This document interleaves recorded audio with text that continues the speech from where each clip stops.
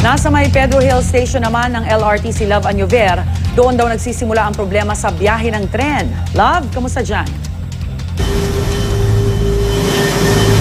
Good morning, Rhea. Medyo hindi magandang umaga para sa ating mga pasahero ng LRT1 dahil hindi pa nga full yung operation or wala pang operasyon na pwedeng ibigay or naibigay na serbisyo para sa kanila dahil nagkaroon nga ng sunog sa isang sa rectifier or transformer number 4 dito sa may area ng UN Avenue at Pedro Hill. At dahil nga po dyan, kaya mula po kahapon ng gabi hanggang sa kasalukuyan ay wala pa rin pong tumatakbong mga tren. Pero ayon naman po kay Attorney Hernando Cabrera, mukhang maantala nga yung pag-uumpisa ng operasyon dahil ngayon pa lang medyo naayos itong problema nila dito sa LRT1. At ngayon kasama po natin si Attorney Hernando Cabrera para nga ipaliwanag itong anong mga mangyayari ngayong araw.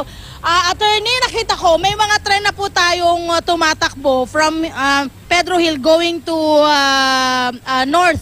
Ano po ba ang plano natin ngayong araw na ito? Well, Love, yung aberya na nangyari pa kagabi, magdamag nating inayos ito, no? Magdamag nating inayos at nung natapos naman, kailangan naman nating gumawa ng tinatawag na safety inspection. Natapos yung safety inspection natin mga 5:15 na.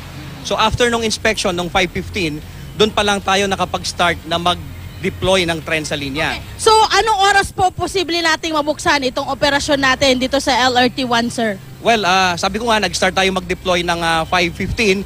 So we're looking out siguro bago mag 6:30 ng umaga, makakapag-start na tayo ng commercial operation. Nabigyan po ba natin ng karampatang paalala yung ating mga pasahero ng LRT na ngayong araw ay hindi ho tayo magkakaroon ng operasyon? Well, may operasyon naman tayo. Delayed lang yung ating opening. Pero as early as 5 kanina, naglabas na ako ng abiso na delayed yung ating opening kasi nga tinatapos pa yung ating safety inspection. Pag sinabing delayed yung ating operasyon, ibig pong sabihin, sir, madadagdagan yung ating oras ng, kumbaga, di ba, usually mga 10 o'clock or 10:30, tapos na po yung operasyon ng LRT o yung normal pa rin operasyon ang ibibigay natin? Yung normal pa rin kasi depende sa situation yan. Supposedly kasi, nagbubukas tayo at nagpapasakay na tayo ng tao ng alas 5 ng umaga. Okay. At para magawa yon as early as 3:30 in the morning, dapat nagdi-deploy tayo ng tren. Kaya lang, sa nangyari ngayon, 5:15 pa lang tayo nagdi-deploy. Gaano ba katatanda na itong ating mga rectifier at mukhang nagkakaroon lagi ng problema? Kailangan na po bang mapalitan? Well, actually, ang naging problema natin, yung sa history ng ating system, well, itong rectifier natin, kasing tanda ito ng Line 1, na 30 years old na.